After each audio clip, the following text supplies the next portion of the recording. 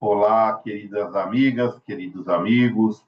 Esse é o canal do YouTube Nas Pegadas de Paulo de Tarso. Sejam muito bem-vindas, sejam muito bem-vindos a mais um vídeo dos nossos estudos das escolas iniciáticas do passado.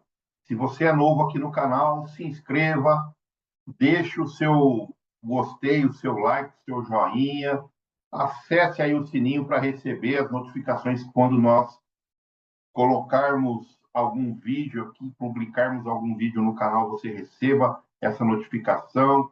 Compartilhe os vídeos, compartilhe o canal com os seus familiares, seus amigos, aqueles que gostam desses conteúdos. Auxilie aqui o crescimento do canal para que esse conteúdo chegue ao maior número de pessoas possível. É uma gratidão imensa por você estar ajudando aqui a contribuir e levar esses conceitos a várias pessoas diferentes. Esse canal também tem a playlists dos estudos anteriores que fizemos em 2022 do O Carvalho para refletirmos nas tradições do Egito Antigo. Temos também uma playlist da Tábua de Esmeralda, também ali referente ao Egito Antigo. No ano passado, 2023, nós estudamos as tradições da Índia Antiga através do livro O Bhagavad Gita. Krishna nos ensina muito, nós pegamos muitos ensinamentos e vemos que eles têm uma correlação muito intrínseca com os ensinos da Bíblia cristã. E hoje, nesse ano aqui de 2024, especificamente, estamos estudando as tradições da China. Já estudamos no primeiro semestre o livro Tao Te Ching, de Lao Tse, ou Lao Tzu, e agora estamos estudando Confúcio no livro Os Analectos. Sejam muito bem-vindos. Então, já vamos compartilhar aqui os nossos estudos que fizemos aqui com vocês, que é conteúdo deste vídeo, Projeto de Estudos Iniciáticos, Escolas Iniciáticas do Passado, China Antiga. Os objetivos dos nossos estudos desse projeto é estudar os conceitos iniciáticos em grupo, fazemos aos domingos à tarde, quinzenalmente, trazer os conceitos iniciáticos à vivência prática, nos esforçamos para colocar no nosso dia a dia o que nós estamos aprendendo nesses estudos dessas escolas iniciáticas do passado e depois é levar as ações práticas para a sociedade em forma de trabalho através do nosso testemunho.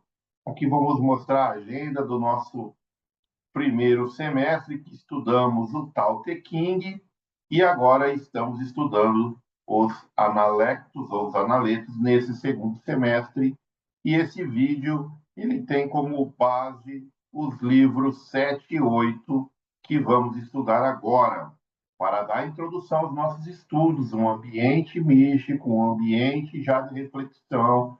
Trazemos esta frase de Confúcio que diz: quando vires um homem bom, tenta imitá-lo. Quando vires um homem mau, examina-te a ti mesmo. Esta é a versão, a tradução que estamos usando do livro Os Analectos. Livro 7, verso 1, item 1, o mestre diz: eu transmito, mas não inovo. Sou verdadeiro no que digo e devotado à antiguidade. Arrisco-me a comparar ao nosso velho Ping. Então, o livro vai falar que não temos referência de quem, do que se trata, ou quem seja o velho Ping. Isso aí ninguém sabe, é o mistério desse verso, porém, Confúcio vai falar que ele não inova, né? Que ele é antigo para nós já, né? Essas tradições vêm de mais de 2.000 anos atrás, 2.500 anos atrás, e ele fala que ele já se apoiava em conceitos da antiguidade para ele. Então, imagine o quão antigo é esses conceitos que nós nem fazemos ideia, porque o tempo vai se perdendo muita coisa. E nós temos esse livro, Os Analectos, que é apoiado nessas tradições mais antigas ainda que nós desconhecemos. É bem interessante, né? Então, ele não inova. Isso aí faz a gente pelo menos eu já me ligo a um conceito da Bíblia cristã, aonde é relatado que Jesus diz: não vim destruir a lei, né? Ele veio cumprir, quer dizer, ele não veio inovar nada, ele só veio cumprir, trazer cumprimento para a lei da Torá, segundo as tradições da Bíblia hebraica. No verso 2, o mestre diz: silenciosamente, depositar conhecimento na minha mente, aprender sem perder a curiosidade, ensinar sem cansar. Isso não me apresenta dificuldade alguma.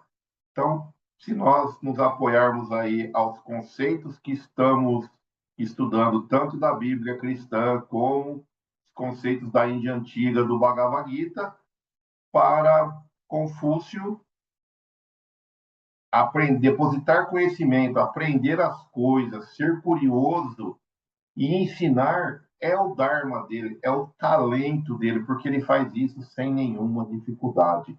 E aí vem a reflexão se nós sabemos qual é o nosso talento, se nós já conseguimos identificar em nós o que é fácil, o que eu faço sem muito esforço, e ao identificar isso, que nós possamos colocar isso em benefício de todos, não olhando apenas para o eu, mas olhando para o nós, né, para todos. E é isso que Confúcio fazia. No livro 7, no item 3, no verso 3, o mestre diz: estas são as coisas que me causam preocupação. Olha lá ele se preocupando. Não conseguir cultivar a virtude, não conseguir ir mais fundo naquilo que aprendi, incapacidade de, quando me é dito que é certo, tomar uma atitude e incapacidade de me reformar quando apresento defeitos.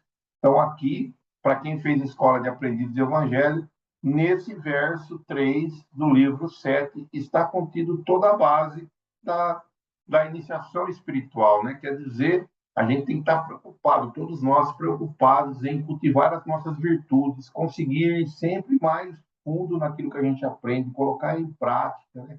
Porque nós vamos aprender colocar isso nas nossas atitudes, nas nossas ações e nos transformando de acordo com o nosso autoconhecimento. Isso aqui é a base da iniciação espiritual das escolas de aprendizes do Evangelho. Quem está ouvindo e não conheça, tente entrar em contato com uma escola. Aqui nós sugerimos, recomendamos, né, que possamos fazer parte dessa escola para aprendermos e buscarmos o nosso autoconhecimento. No verso 6 do livro 7, o mestre diz: aplico meu coração no caminho, baseio-me na virtude, confio na bondade, na benevolência para apoio e encontro e entretenimento nas artes. Então, dá uma olhada como que as bases aonde Confúcio trilhava, né, o caminho dele, é que ele se baseava em virtude, ele sempre confiava na bondade, que era o apoio dele, e a diversão dele era o quê? As artes. Então, que nós também possamos tentar trilhar um caminho parecido, né?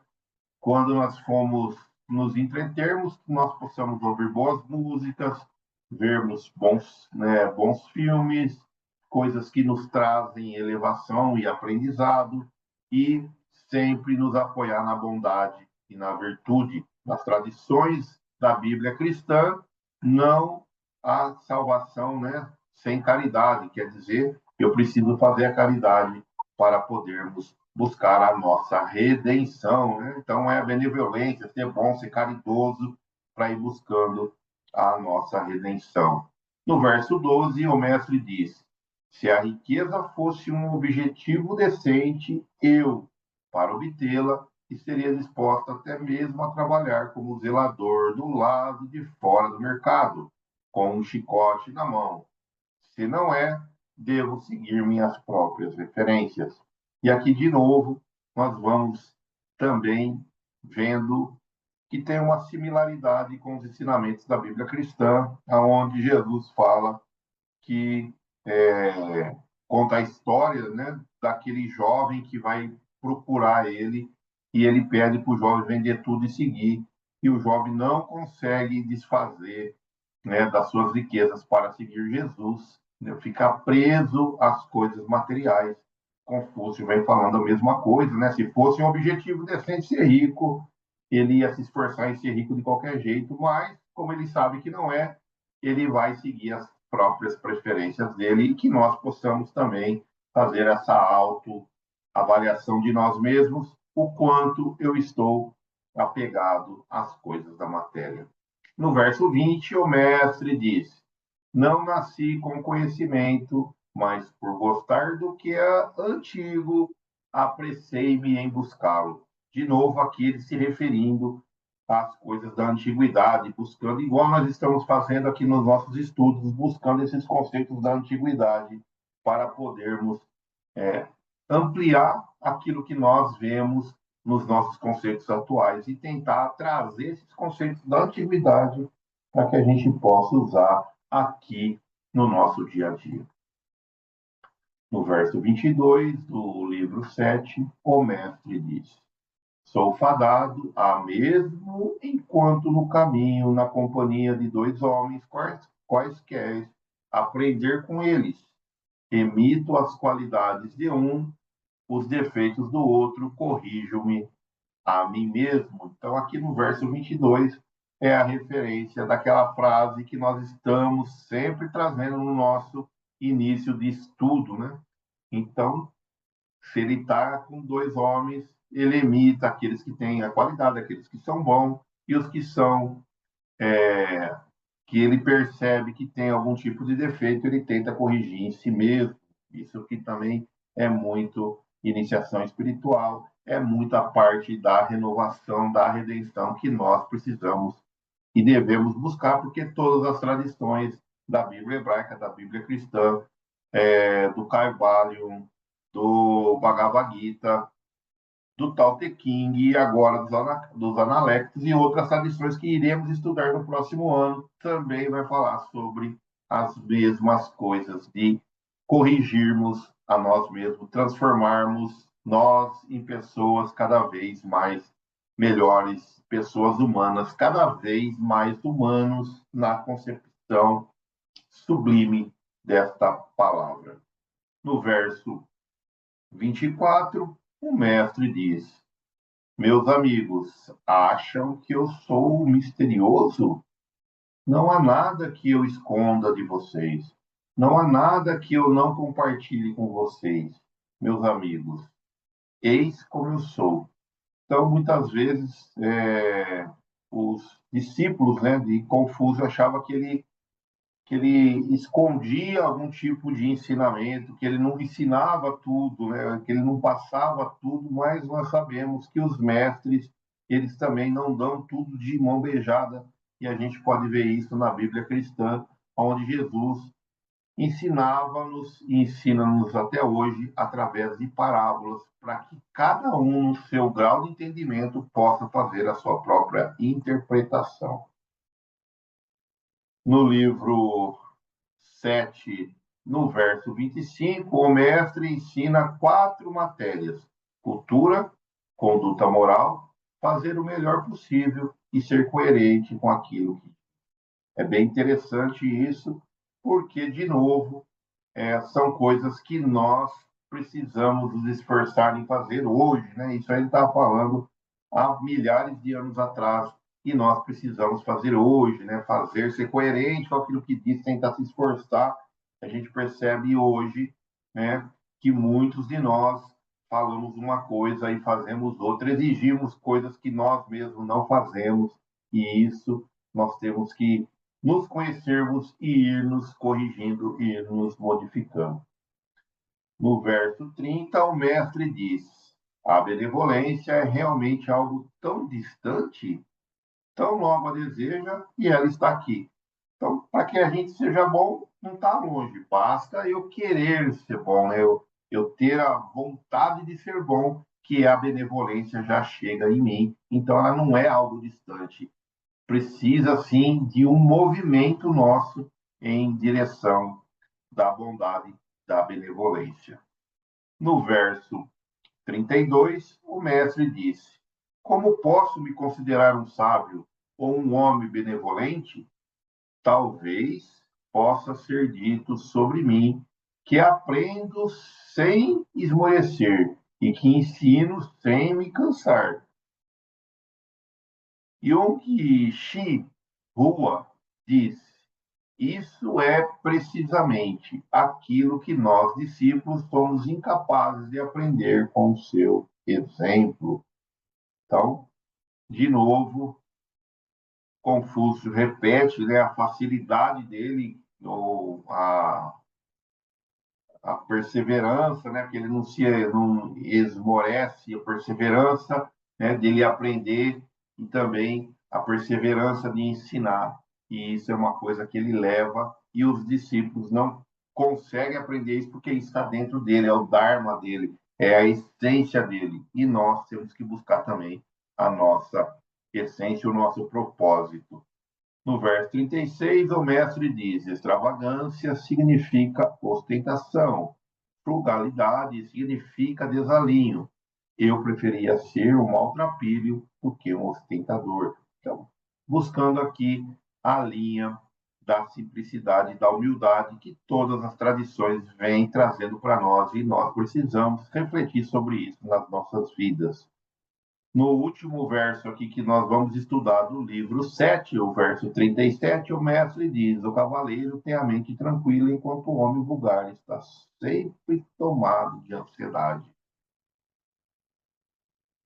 Eu acho que esse verso ele é muito bom para a nossa reflexão nesses dias, né? O quanto que nós estamos ansiosos em busca de algo, querendo agilidade, que as coisas aconteçam ontem e não no seu tempo, porque ainda nós não somos cavaleiros naquela acepção das tradições aqui dos analectos, nós estamos estudando da China antiga, que é ter virtudes, ter o conhecimento, ter a sabedoria, né? Ser o sábio, tão dito por Lao Tse. Então, que nós possamos buscar essa sabedoria e diminuir a nossa ansiedade para nos tornarmos cavaleiros e deixarmos de ser homens vulgares, conforme é relatado aqui nas tradições do Bhagavad, aliás, dos analectos. Então, a gente sempre vai ter que buscar isso dentro de nós e tentarmos, né, equilibrar essa ansiedade e sermos homens mais próximos dos cavaleiros, dos sábios, do que os homens cotidianos que estão apegados às coisas mundanas. Agora vamos para o livro 8, saímos do livro 7, verso 1, o mestre diz: seguramente Taipo pode ser considerado muito virtuoso. 3 vezes ele abriu mão de ser do seu direito de governar o império, sem dar ao povo oportunidade de louvá-lo. Confúcio aqui vem fazendo uma analogia com o Taipo, porque ele não quer ostentação, né? Ele não quer estar ali ostentando e muito menos querendo que as pessoas os louvam, quer dizer, ele busca dentro da sua sabedoria a simplicidade e o não se colocar em evidência, né? Então ele está sempre tentando buscar ali ficar meio nos bastidores, podemos dizer assim, e nas tradições da Bíblia cristã, Jesus vai falar para a gente, né, aquela parábola da gente não sentar logo ali quando formos convidados, né, para uma ceia, para um jantar, para uma festa, nas partes mais importantes da mesa, e sim sentarmos mais no fundo. E se o anfitrião, quem convidou, achar que você está num lugar que não é um lugar de destaque, ele vai te chamar para o lugar de destaque. Então, se agir também com simplicidade e humildade nesse verso. Verso 4, há 3 coisas que o cavaleiro mais valoriza no caminho. Vamos ver os ensinamentos aqui de Confúcio. E quais são essas três coisas? Ficar longe de violência ao apresentar uma aparência séria, tornar-se confiável ao mostrar no rosto uma expressão apropriada e evitar ser entediante e pouco razoável ao falar em um tom apropriado quando as questões da liturgia ritual há oficiais responsáveis por isso. Então, Confúcio, nesse verso 4, ele vem falar para a gente sermos pacíficos, sermos dignos, confiáveis e também evitarmos não ser equilibrados, razoáveis, não sermos lógicos, e aí nós tentamos buscar esse equilíbrio na nossa vida, que essa tradição vem falar tanto do equilíbrio, da linha do meio, e essas três coisas que podem ajudar e valorizar ainda mais o caminho de quem está em busca de se tornar um cavaleiro. Sun Tzu diz: ser competente e ainda assim pedir conselho para aqueles que não são, ter muitos talentos e, no entanto, pedir conselho para aqueles que têm poucos, ter e, no entanto, parecer que não tem, estar cheio e, no entanto, parecer vazio, sofrer uma transgressão e, no entanto, não se importar, era para esses objetivos que meu amigo costumava dirigir-se os seus esforços. Então, aqui ele vem falar muito sobre, ele pontua essa dualidade que a gente estudou muito lá no livro O Caibalho, nas tradições do Egito Antigo,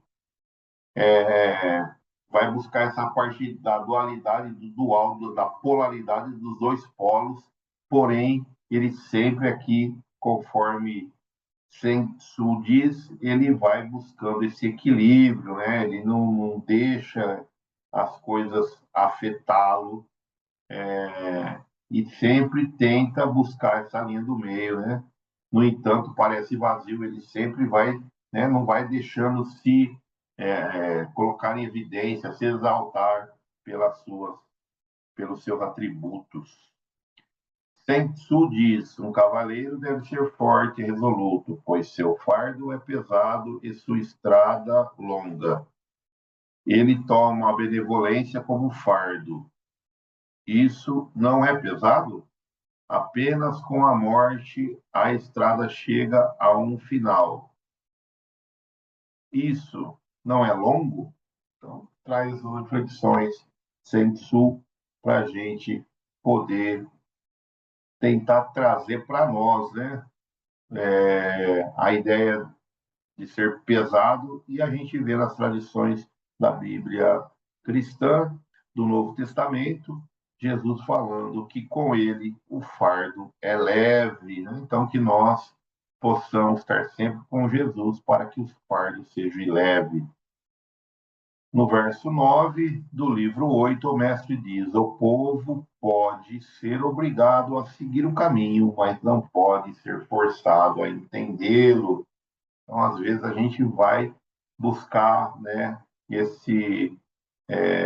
o que é bom para a gente querer passar para o outro, mostrar para o outro. Às vezes, fazemos algum estudo, aprendemos algo, fazemos o curso nas escolas de aprendizes de evangelho, e aquilo faz bem para nós, e a gente quer forçar, às vezes, aqueles que estão à nossa volta, né, fazer o caminho, mas às vezes eles não estão preparados para entender o caminho. Em algumas tradições, ele fala que o povo não pode perder o seu livre-arbítrio. Então, a gente, às vezes, vai forçar aí o livre-arbítrio, né? Entender o caminho, tem que deixar as pessoas escolherem o caminho por si só. Eu acho que nós temos o poder de fazer, transformar a nós mesmos, e através da nossa transformação, aí sim, influenciar os outros através e pelo exemplo.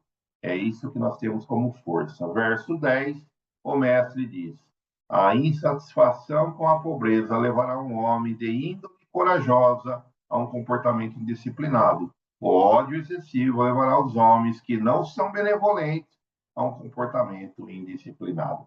Então, ele vem falar aqui para a gente tomar cuidado se nós não estamos muito satisfeitos, né, com o que nós detemos nas nossas vidas, detemos como materialidade. Eu acho que a insatisfação ela pode fazer parte, sim, das nossas emoções, para que possamos nos mover, mas isso não deve ser algo que nos atrapalhe, né? Nós ficamos insatisfeitos, e se ficarmos insatisfeitos, diz as tradições do Espiritismo, que seja com a gente mesmo, insatisfeito comigo, né? Eu sou insatisfeito comigo, não com o mundo. Então, aquele que chega ao discipulado da Fraternidade de Discípulos de Jesus, ele vai receber isso, né? Que nós sejamos insatisfeitos conosco mesmo e não com a situação que vivemos, com o mundo que vivemos, e que possamos pensar nisso e reduzir essa, né, esse sentimento, essa emoção, ódio que está dentro de nós, para que nós possamos ser cada vez mais benevolentes. No verso 17, o mestre diz: mesmo com um homem que persegue os estudos como quem luta pela própria vida, meu temor é que ainda assim ele não consiga fazê-lo a tempo. Então, que nós possamos refletir também no que nós estamos fazendo com aquilo que a gente tem mais de precioso, que é o tempo, né? Que é a nossa moeda mais forte, porque uma hora ou outra Deus nos chama, né, para retornar aos seus braços, nós vamos para os reinos dos céus, para onde quer que nós imaginemos, e aí o que nós vamos fazer, né? Porque já foi o tempo das nossas experiências aqui, né? Eu, como espírita reencarnacionista, reflito muito nisso, né? De usar bem o meu tempo, cada vez mais usar melhor mesmo o tempo, porque depois pode ser que não dê mais, né, esse tempo que eu estou querendo. E esse é o último verso que vamos estudar aqui no livro 8, e nós extraímos algumas bases aqui para a gente poder refletir dos livros 7 e do livro 8, manter a virtude ou se manter no caminho, transformar os defeitos que nós vamos identificando, fazer o melhor que nós pudermos fazer nas nossas forças, na nossa limitação, ser coerente entre aquilo que diz e o que faz. Isso é muito importante para a gente refletir. E, como sempre, aqui trazemos a reflexão, fazemos um cruzamento com a Bíblia hebraica, a Bíblia cristã e o Espiritismo, e na Bíblia hebraica, que nós conhecemos como o Velho Testamento, no segundo livro de Crônicas, no verso 3 do capítulo 19, contudo, alguma virtude se acha em ti, porque tiraste para fora da terra as Herodes e disputaste e dispuseste o teu coração para buscar a Deus. Então, que nós possamos aí, através das nossas virtudes, buscar Deus. Aqui a Bíblia hebraica vem trazer esses ensinamentos para nós. No livro de Zacarias, no capítulo 7, no versículo 9, com efeito, assim diz o soberano Yahvé, Deus, né, o Santo de Israel, não no arrependimento, na conversão e na paz, produzida pela fé, está a vossa salvação, na paciência e na tranquilidade está o vosso poder. Contudo, vós o rejeitastes. Então, nós temos aí a fé, Deus falando que nós temos dentro de nós a fé, né? Nós temos dentro de nós a paz que nós podemos buscar, a paciência, a tranquilidade, e muitas vezes nós rejeitamos isso porque tudo isso está dentro da semente divina que temos dentro de nós e que nós precisamos alimentar esses sentimentos para que ele possa, né, crescer, criar vulto e produzir virtudes. Agora, na Bíblia cristã, no Novo Testamento, a segunda epístola de Pedro, capítulo 1, versículo 5, por isso mesmo, aplicai toda a diligência em juntar a vossa fé à virtude e o conhecimento.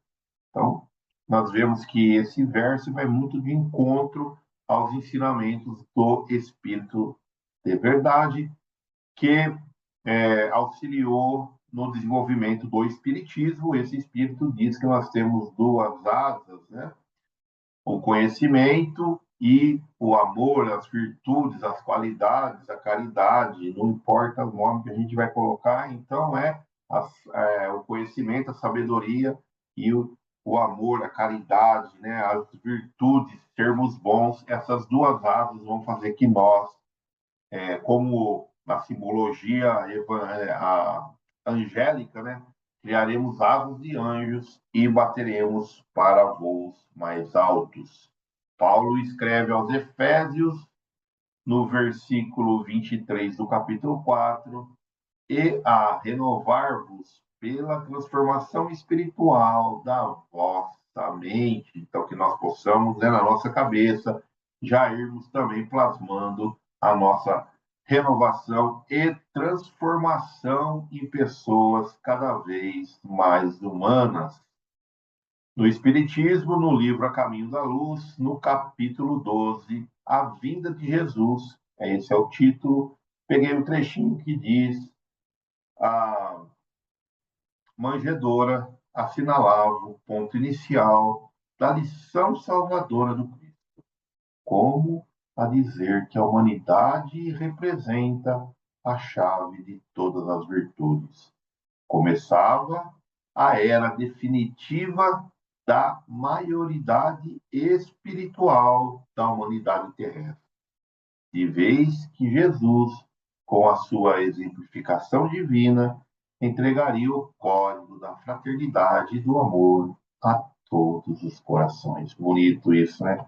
Muito bem, então começa a nova era. Nós estamos saindo aí de uma era de meninice e buscando aí uma era maior de maturidade, de conhecimento da doutrina do Mestre Jesus.